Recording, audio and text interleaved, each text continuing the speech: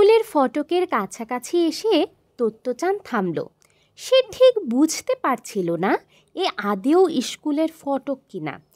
এই সেদিন অবধি সে যে স্কুলে পড়তো তার ফটকখানা ছিল মজবুত ইটের থামের, আর তাতে বড় বড় অক্ষরে স্কুলের নাম লেখা ছিল।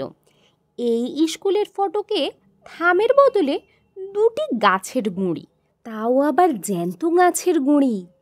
দিব্যি ডালপালাওয়ালা ফটকখানা। তোত্তচান মাকে দেখে বলল, দেখো মা, ফটকটা দেখছি মাটি থেকে গজিয়েছে।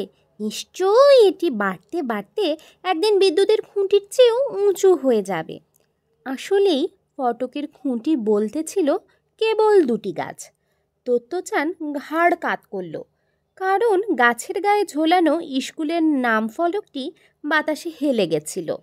তোত্তচান ঘাড় কাত করেই বানান করে করে ফলকের লেখা স্কুলের নাম পড়তে শুরু করলো।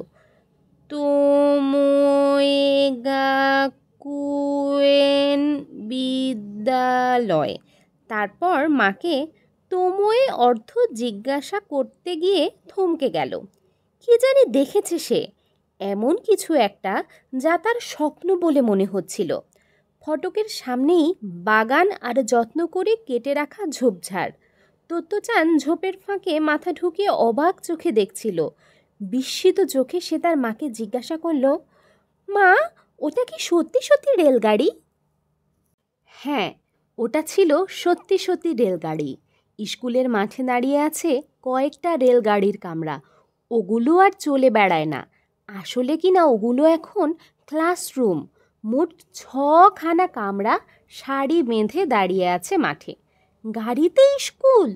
তোত্তচান বিস্ময় আর আনন্দ মেশানো গলায় বলল।